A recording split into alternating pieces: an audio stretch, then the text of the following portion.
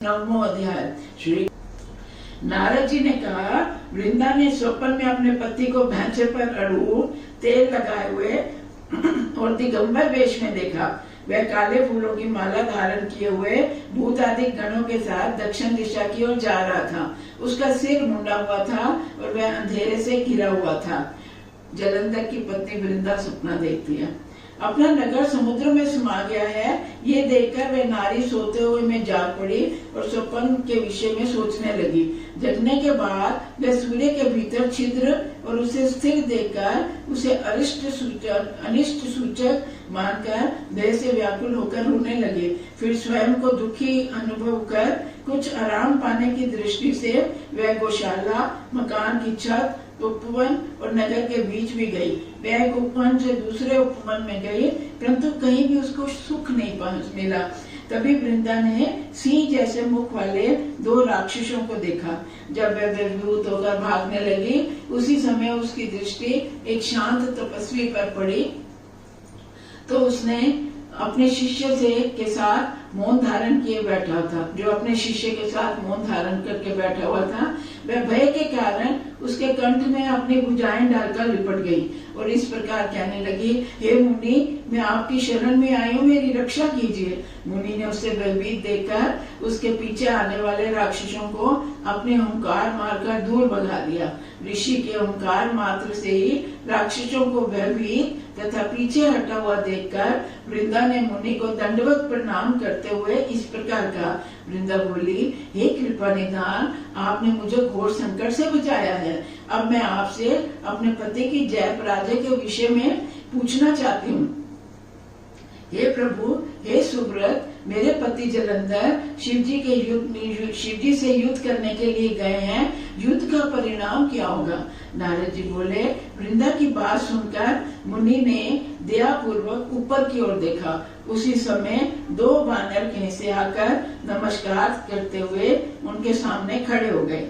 फिर कुछ देर बाद ही मुनि का संकेत पाकर वे दोनों बंदर आकाश को चले गए और आधे क्षण के बाद ही जाकर सामने खड़े हो गए। उनके हाथ में जलंधर का सिर तथा कबंध था। उसे देखकर पति वियोग से व्याकुल होकर वृंदा मूर्छित होकर पृथ्वी पर गिर पड़ी। तब मुनि ने उसको कमंडल के जल छिड़ककर चैतन्य किया। उस समय वे अपने पति के मस्तक तथा अपना मस्तक रखकर रोने लगी। पति के मस्तक पर अपना मस्तक रखकर रोने लगी। रोते हुए वृंदा ने मुनि से कहा, हे प्रभु, जो व्यक्ति मुझे सुख संवाद द्वारा प्रसन्न करता रहता था, वही मेरा प्रिय आज मेरी बात सुनकर क्यों नहीं सुन रहा? जो जलंधर देवता, गंधर्व, विष्णु सहित तीनों लोगों पर विजय हुआ था, वह तपस्वी द्वारा किस प्रकार मारा गया? हे कृपा निधि मुनि श्रेष्ठ, आप मेरे प्रीतम को जीवित करने में समर्थ हैं, अतः इसे पुनर्जीवित कर दीजिए। नारद जी बोले, वृंदा के वचनों को सुनकर मुनि ने हंसते हुए कहा। मुनि बोले, जिसे रुद्र द्वारा युद्ध में मारा गया हो, मैं उसे जीवित करने में समर्थ हूँ। फिर भी तुम पर कृपा करके इसे मैं जीवित किए देता हूँ। नारद जी बोले, इसके बाद मुनि तो अदृश्य हो गए और जीवित हुआ जलंधर वृंदा का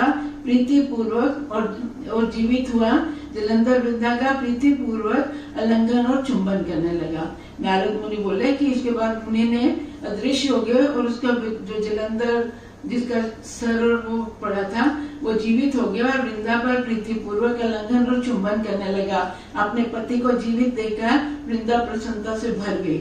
उसी समय वन में रहते हुए बहुत दिनों तक उसके साथ रमण करती रही।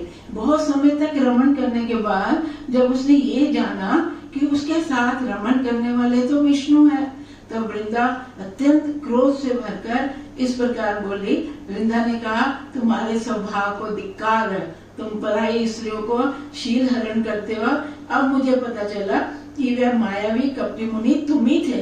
अपनी जिस माया के द्वारा तुमने अपने द्वारपालों को राक्षस के रूप में मुझे दिखाया, वे दोनों राक्षस बनकर तुम्हारी स्त्री का हरण करेंगे। तुम पत्नी के विरह में दुखी होकर वन वन में भ्रमण करोगे। उस समय जो तुम्हारा शिष्य बना था, वही बंदर का रूप धारण कर तुम्हारी सहायता करेगा। फिर उसने विष्णु को ये शाप दिया कि तुम शिला रूपी बनोगे। विष्णु जी बोले तुम भी मुझे वृक्ष बनकर प्राप्त करोगी। नारद तुम भी मुझे वृक्ष बनकर प्राप्त करोगी। नारद जी बोले। इसके बाद वृंदा अपने पति का ध्यान करती हुई चिता में भस्म हो गई। विष्णु के द्वारा रोके जाने पर भी वे अपने ध्येय में विचलित नहीं हुई। तब विष्णु भी उसके वियोग में उसकी चिता भस्म में ही रहते हुए उसी स्थान पर ही बने रहे। देवताओं और सिद्धों द्वारा समझाने पर भी वे शांत नहीं हुए। नारद जी बोले उधर जलंधर के रुद्र को अद्भुत पराक्रमी देखकर उन्हें मोहित करने के लिए अपनी माया द्वारा पार्वती का निर्माण किया।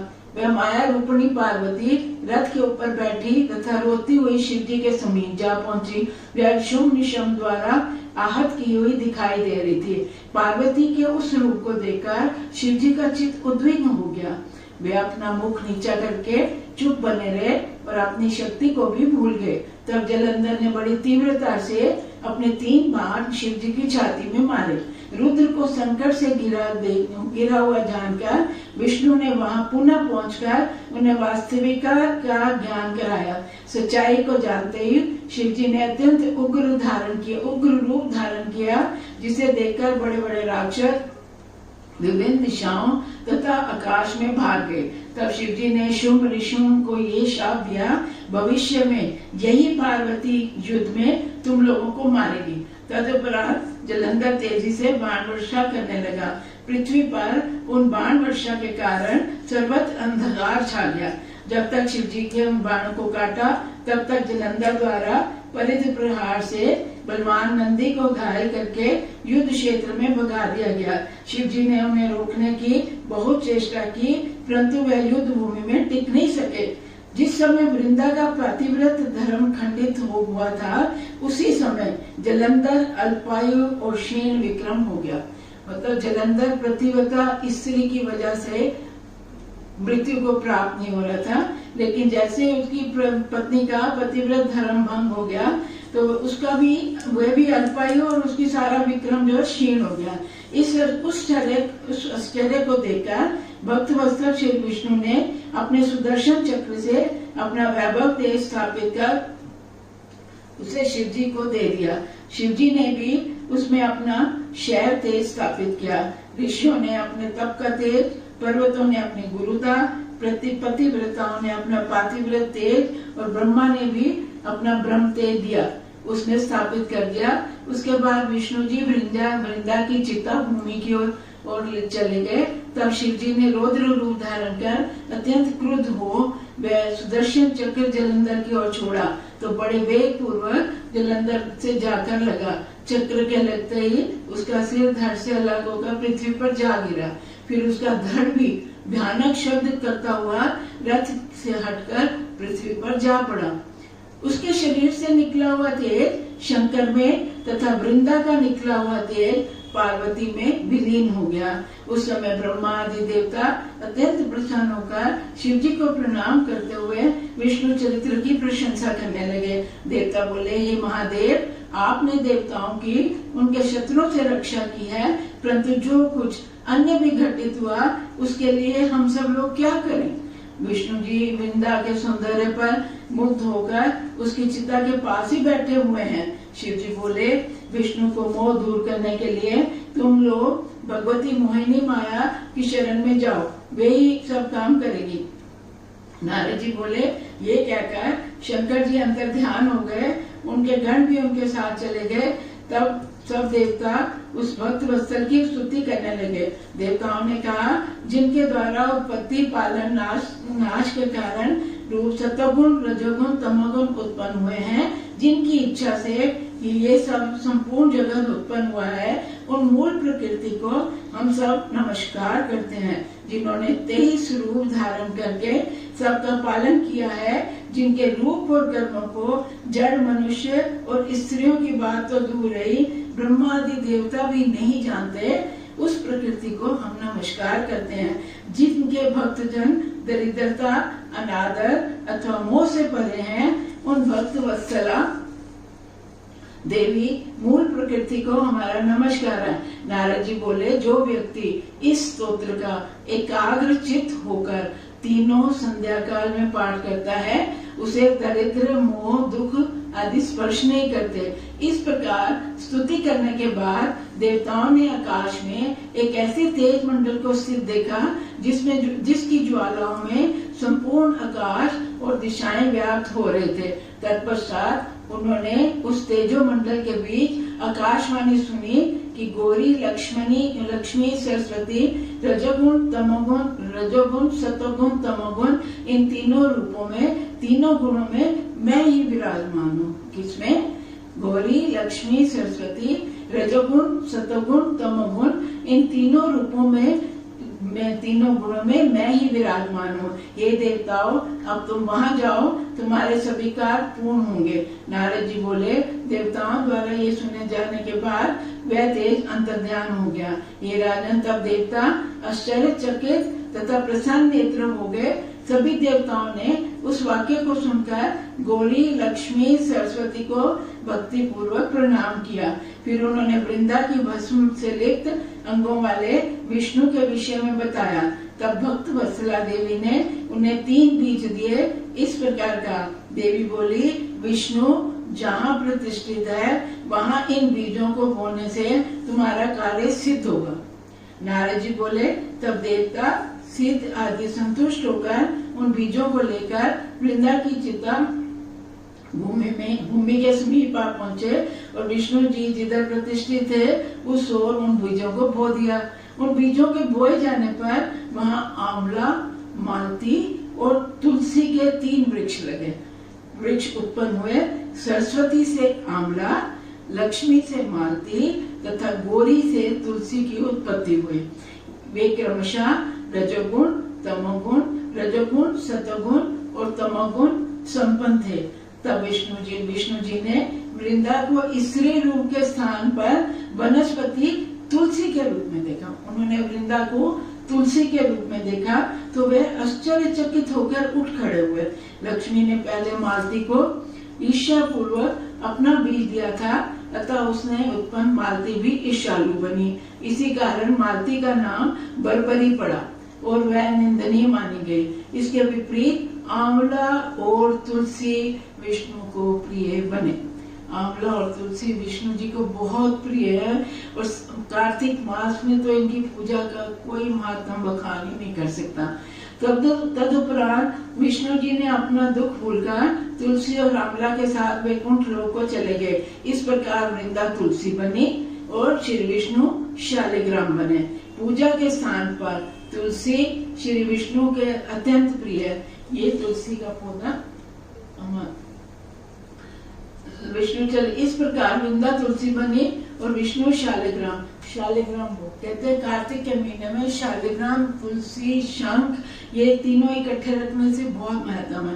पूजा के स्थान पर पाकर श्री विष्णु को अत्यंत प्रिय बन गई। इसलिए कार्तिक मास के जिस घर में तुलसी का वन है उसे तीर्थ रूप ही समझना चाहिए, जहाँ यम के दूत भी नहीं जाते। तुलसी का वन सब पापों को दूर करने वाला, पवित्र और कामनाओं की पूर्ति करने वाला है। जो लोग तुलसी का पौधा लगाते हैं वे यमपुरी को नहीं देखते। नर्मदा का दर्शन, गंगा का स्नान, तुलसी वन तथा संसर्ग ये तीनों एक जैसे ही हैं। तुलसी का पौधा लगाने, सिंचने, देखने, स्पर्श करने से मनुष्यों के मन, वचन, शरीर के सभी पाप नष्ट हो जाते हैं। जो लोग तुलसी की मंजरियों, ये जो मंजरियां ऊपर वो बुलबुल के लंबी लंबी आती हैं, मंजरियों से पूजन करते हैं वे पुनः गर्भ नहीं आते। कहते हैं लोग तुलसी के पत्ते ही नहीं चढ़ाने चाहिए, उसके ऊपर जो लंडी डंडियां होती हैं बुलबुल जिसमें आती है वो चढ़ाने से विष्णु भगवान बहुत प्रसन्न होते हैं। जो लोग तुलसी की मंजरियों से विष्णु भगवान की पूजा करते हैं वे पुनः गर्भ में नहीं आते और निस्संदेह मुक्ति के भागी होते हैं। पुष्कर और गंगा आदि तीर्थ, नदियां एवं वासुदेव आदि सभी देवता तुलसी दल में निवास करते हैं। जो व्यक्ति तुलसी की मंजरी के साथ प्राणों को छोड़ता है, सैकड़ों पापों से मुक्त होने पर भी यमराज उसे कभी दंड देने की शक्ति नहीं रखते। जो व्यक्ति तुलसी चंदन लगाता है वह अपने कृत पापों से शरीर को मुक्त कर लेता है। हे राजन, जहाँ जहाँ तुलसी वन की छाया होती है वहाँ पितरों का श्राद्ध करने से अक्षय हो जाता है। जो मनुष्य तुलसी गंध मिश्रित किसी भी वस्तु को चढ़ाता है, भगवान केशव उस पर कोटि सहस्त्र वर्षों तक प्रसन्न बने रहते हैं। जो मनुष्य कार्तिक मास में तुलसी मंजरी से हरि पूजा करता है वह पत्ते पत्ते से मोती चढ़ाने का फल प्राप्त करता है। हे राजन, जो व्यक्ति आंवले के वृक्ष की छाया में पिंडदान करता है, ये आंवले का वृक्ष की छाया में पिंडदान करता है, उसके नरक में स्थित पितर भी तृप्त हो जाते हैं। हे राजन, जो मनुष्य मस्तक, हाथ, मुख अथवा शरीर पर आंवले के फल को धारण करता है उसे साक्षात विष्णु ही समझना चाहिए। जिस मनुष्य के शरीर पर प्रतिदिन आंवला, तुलसी, गोपी चंदन स्थित रहते हैं वह जीवन मुक्त कहा जाता है। जो मनुष्य आंवला और तुलसी मिश्रित जल का स्नान करता है उसे गंगा स्नान का फल मिलता है। जो मनुष्य आंवले के पत्र और फल से देव पूजन करते हैं वे विविध प्रकार के स्वर्ण निर्मित पुष्पों द्वारा पूजा करने के फल को प्राप्त करता है। कार्तिक मास की सभी तीर्थ, मुनि, देवता, यज्ञ आंवले में समाहित होते हैं। जो मनुष्य कार्तिक मास में तुला के द्वादशी तिथि को तुलसी और आंवले को पत्तों को तोड़ता है वह अत्यंत गहन नरक में जाता है। द्वादशी के दिन या इतवार के दिन जो तुलसी या आंवले के पत्तों को तोड़ता है, इनकी पूजा करता है तो वह घोर नरक को प्राप्त होता है। जो मनुष्य कार्तिक मास में आंवले की छाया में भोजन करता है वह 100 वर्ष तक अनसंसर्ग जन्य पापों को छूट जाता है। जो मनुष्य कार्तिक मास में आंवले की जड़ विष्णु को पूजन करता है उसमें मानो सभी तीर्थों में विष्णु का पूजन कर लिया। धर्म, काम, अर्थ की इच्छा रखने वाले तुलसी, आंवला, रुद्राक्षी माला कभी नहीं त्यागनी चाहिए। जितने दिनों तक मनुष्य गले में आंवले की माला रखते हैं उतने 1000 वर्षों तक उसे वैकुंठ वास मिलता है। कलयुग में जो मनुष्य जितने दिनों तक आंवले की माला धारण करते हैं उतने समय तक भगवान केशव उसके हृदय में विराजमान रहते हैं। आंवले और तुलसी कथा जो लोग भक्ति पूर्वक सुनते और सुनाते हैं वे अपने पितरों से अग्नितुल्य विमान में बैठकर स्वर्ग को जाते हैं। इति श्री पद्म पुराण अंतर्गत कार्तिक माह में जलंधर वध नामक 9वां अध्याय समाप्त हुआ। बोल श्री कृष्ण बलदेव की जय। श्री